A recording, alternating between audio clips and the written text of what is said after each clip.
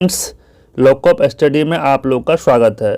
तो आज हम लोग बिहार करंट अफेयर्स का पार्ट 2 को डिस्कस करेंगे।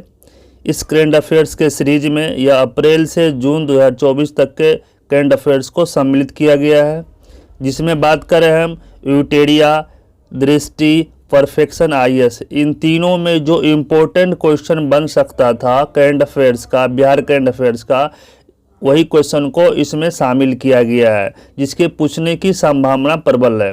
ठीक है, एमसीक्यू के माध्यम से आज हम लोग डिस्कस करेंगे इस करंट अफेयर्स के सीरीज को। तो चलिए आइए स्टार्ट करते हैं करंट अफेयर्स सीरीज को।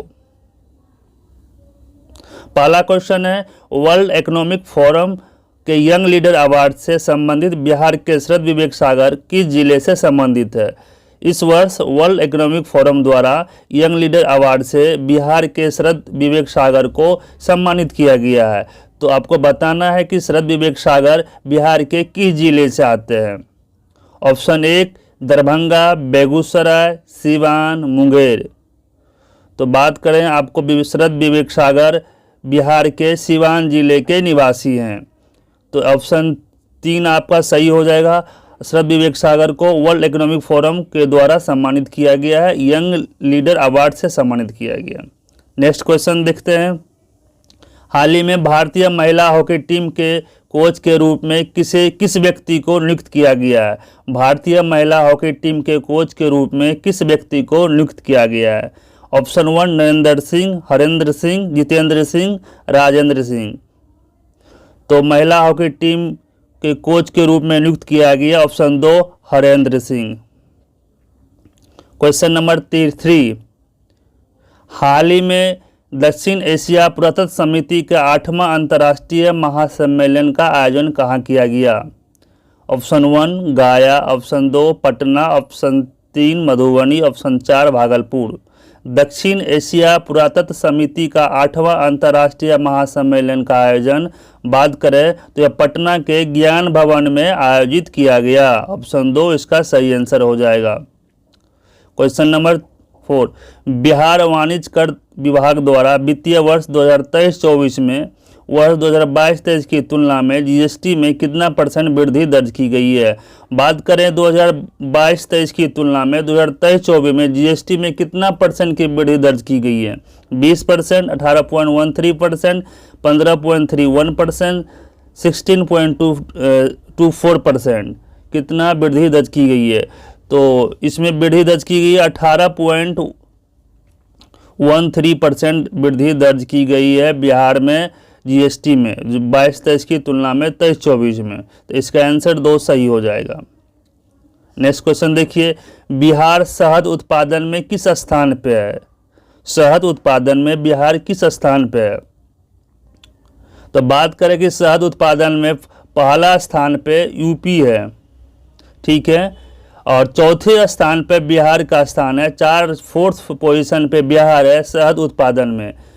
बिहार में 20,620 टन शहद उत्पादन हुआ है, ठीक है। इसमें पहला स्थान, बिहार में पहला स्थान बात करें कि बिहार में पहले स्थान पे कौन सा जिला है जहां पे सबसे ज़्यादा शहद उत्पादन किया जाता है? तो सबसे ज़्यादा शहद उत्पादन बिहार में मुजफ्फरपुर में किया जाता है।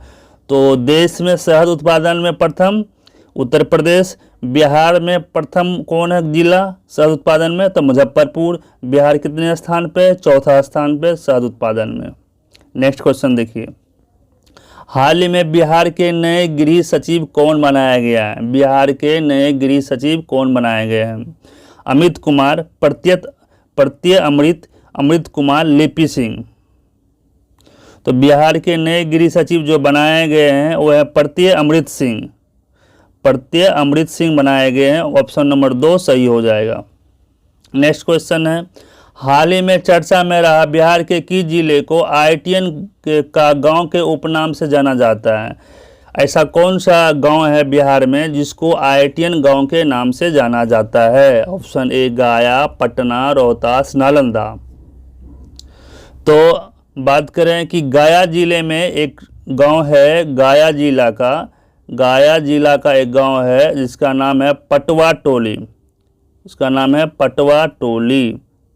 पटवा टोली के गांव को आपको ITN गांव के नाम से जाना जाता है, क्योंकि वहाँ हर साल जो है ना 1 दर्जन से भी अधिक ITN निकलते वहाँ से, हर साल 1 दर्जन से, यानी 12 ITN हर साल वहाँ से निकलते हैं। नेक्स्ट क्वेश्चन है, नाबार्ड द्वारा बिहार को वित्तीय वर्ष 2023-24 के दौरान प्रत्यक्ष वित्त और अनुदान के रूप में कितना रुपया दिया गया है?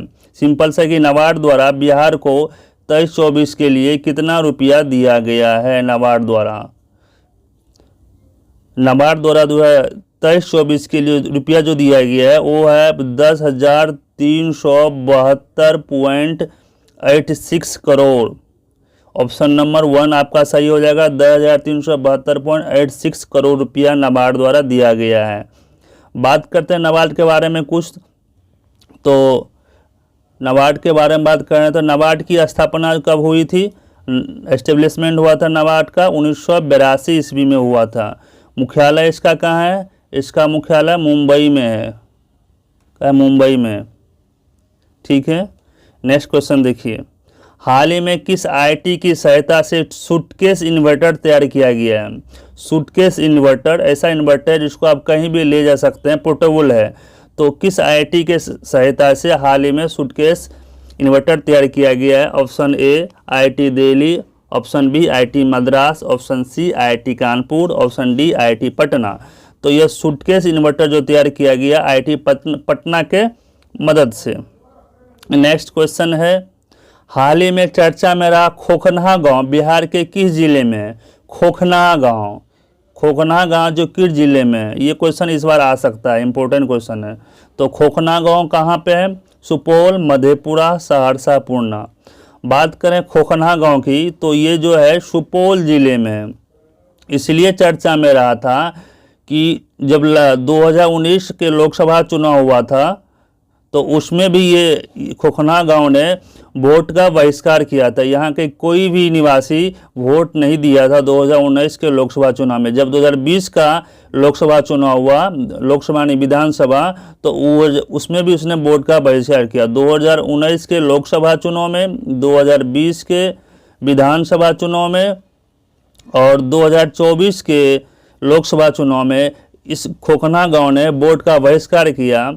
और इसलिए बहिष्कार किया कि जो वहाँ हर साल कोसी नदी से त्रासदी आती है, कोसी नदी से पीड़ित है वहाँ के गाँव के निवासी, सरकार उसके लिए कुछ नहीं कर रही है। तो इसलिए सुपौल जिले के खोखना गांव ने 2024 में लोकसभा में वोट का बहिष्कार किया, कोई भी व्यक्ति वहाँ से वोट नहीं दिया। तो ये कहाँ के हैं, कौन सा जिला है? सुपौल। आंसर ए सही है। नेक्स्ट क्वेश्चन, हाल ही में सुशील कुमार मोदी का निधन हो गया, निम्न में से उनसे कौन संबंधित है? आपको बताना है कि सुशील कुमार मोदी के बारे में कौन संबंधित है। ऑप्शन 1, 1990 में पटना केंद्रीय विधानसभा से विधायक बने थे। 2005 में पहली बार उप मुख्यमंत्री बने। 14वीं लोकसभा में भागलपुर से सांसद चुने गए। लालू लीला पुस्तक की रचना की। ऑप्शन 5 है इनमें से सभी। बात करें सुशील कुमार मोदी जी की तो 1990 में पहली बार पटना केंद्रीय विधानसभा से विधायक बने, ये सही है। ऑप्शन 2, 14वीं लोकसभा में भागलपुर से सांसद चुने गए, ये भी सही है।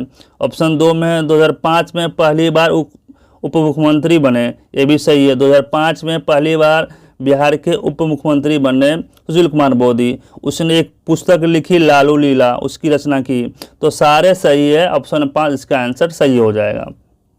सुशील कुमार मोदी चर्चित नेता थे बिहार के, आप लोग जरूर पढ़ लीजिएगा, नेक्स्ट एग्जाम में आ सकता है इससे क्वेश्चन। नेक्स्ट क्वेश्चन, हाल ही में भारतीय महिला वॉलीबॉल टीम में शामिल होने वाली बिहार की एकमात्र खिलाड़ी कौन है जो औरंगाबाद जिले से है? पहली बार बिहार से एक महिला का चयन हुआ है जो कि भारतीय महिला वॉलीबॉल टीम में पहली बार चयन हो गया, एकमात्र खिलाड़ी बनी है जो औरंगाबाद जिले से। उसका नाम बताना है आपको, उसका क्या नाम है? खुशी कुमारी है जिनका चयन हुआ है, भारतीय महिला वॉलीबॉल टीम में चयन हुआ है इनका। नेक्स्ट क्वेश्चन क्या है, बिहार के मुजफ्फरपुर के किस महिला को मस्तिष्क और संज्ञानात्मक विज्ञान के अध्ययन पर अपने शोध के लिए फोर्ब्स 30 एशिया की सूची में शामिल किया गया है? ऑप्शन ए सपना कुमारी, खुशी कुमारी, नेहा कुमारी, प्रीति कुमारी। बात करेंगे बिहार के मुजफ्फरपुर की रहने वाली है और जो कि फ़िलहाल अमेरिका में रह रही है। अमेरिका के एमआईटी में आपको वहाँ पे काम कर रही है और सपना कुमारी नाम है इनका, जो कि इस बार अंडर 30 एशिया सूची में शामिल किया गया इनको। बिहार के मुजफ्फरपुर की रहने वाली है सपना कुमारी। एमआईटी कॉलेज जो कि अमेरिका में, उनमें वो पोस्टेड है और उनको यह एशिया 30 में शामिल किया गया। नेक्स्ट क्वेश्चन है, बिहार के पद्मश्री कलाकार पुस्तक किसने लिखी है? बिहार के पद्मश्री कलाकार पुस्तक का ही नाम है बिहार के पद्मश्री कलाकार के बारे में पुस्तक लिखी है, वो किसने लिखी है? अशोक मेहता, नीलेश मेहता, नेहा आनंद, इनमें से कोई नहीं। के पुस्तक के बारे में तो ये अशोक कुमार ने लिखा है। और अशोक कुमार की बात करें तो बिहार म्यूजियम के अपर निदेशक है वर्तमान में। बिहार म्यूजियम के अपर निदेशक अशोक कुमार ने बिहार के पद्मश्री कलाकार पुस्तक की रचना की और इसे बिहार म्यूजियम द्वारा प्रकाशन किया गया। नेक्स्ट क्वेश्चन है, बिहार के पूर्वी चंपारण के किस रंगकर्मी को नटराज कला सम्मान दिया गया? Option A Kapil Dev Prasad, option B Ratneshwar Prasad, option C Vishweshwar Prasad, option D Rajendra Prasad. Bihar के पूर्वी चंपारण के जो है रत्नेश्वर प्रसाद को नटराज कला सम्मान दिया गया। रत्नेश्वर प्रसाद को नटराज कला सम्मान दिया गया।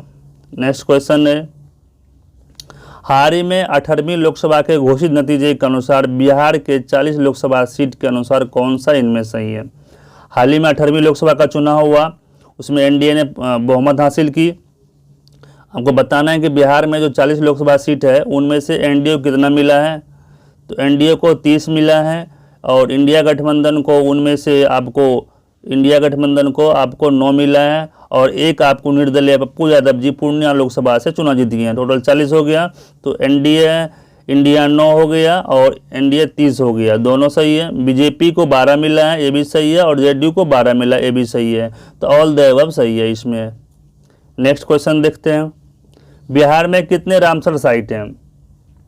बिहार में रामसर साइट की संख्या कितनी है? तो बिहार में टोटल फिलहाल 3 रामसर साइट हैं। हाल ही में जमुई के नागा नकटी को रामसर स्थल में शामिल कर लिया गया।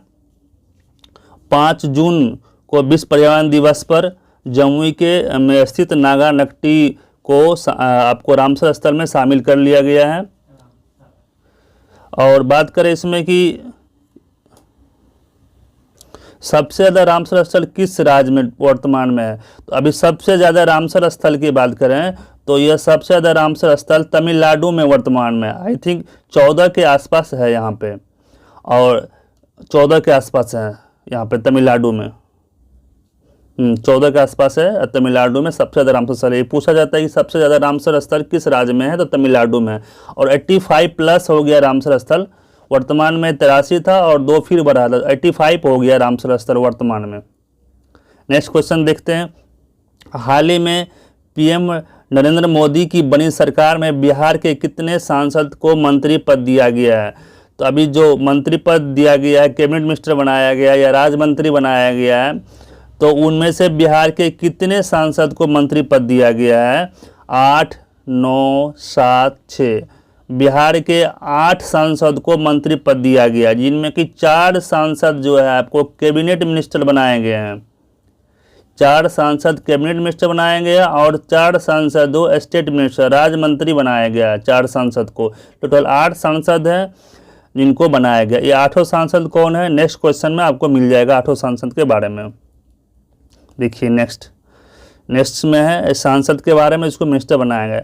गिरिराज सिंह वस्त्र मंत्रालय, अब बताना है कौन सही है कौन गलत है। गिरिराज सिंह वस्त्र मंत्रालय, ललन सिंह पंचायती राज और डेयरी पशुपालन मंत्रालय, जीतन राम मांझी सूक्ष्म लघु और मध्यम उद्योग मंत्रालय, इसको एमएसएमई बोलते हैं। चिराग पासवान खाद्य प्रसंस्करण मंत्रालय यानी कि फूड प्रोसेसिंग मिनिस्ट्री। इनमें से आपको बताना है कौन सही है। मैं बता दूं सारे सही हैं, सारे सही हैं। इसमें गिरिराज सिंह को वस्त्र मंत्रालय दिया गया है, ललन सिंह को पंचायती राज दिया गया है, चिराग पासवान को फूड प्रोसेसिंग दिया है, और नित्यानंद राय जो कि बीजेपी से हैं उनको होम मिनिस्ट्री स्टेट डिपार्टमेंट दिया गया, यानी गृह विभाग राज्य मंत्री दिया गया नित्यानंद राय को। नेक्स्ट क्वेश्चन क्या है, हाल ही में दरभंगा में अमता घराने के किस ध्रुपद गायक का 73 वर्ष में निधन हो गया। दरभंगा के अमता घराने के ध्रुपद गायक है जिनका 73 वर्ष की उम्र में निधन हो गया, उनका नाम बताना है आपको, कौन है वो।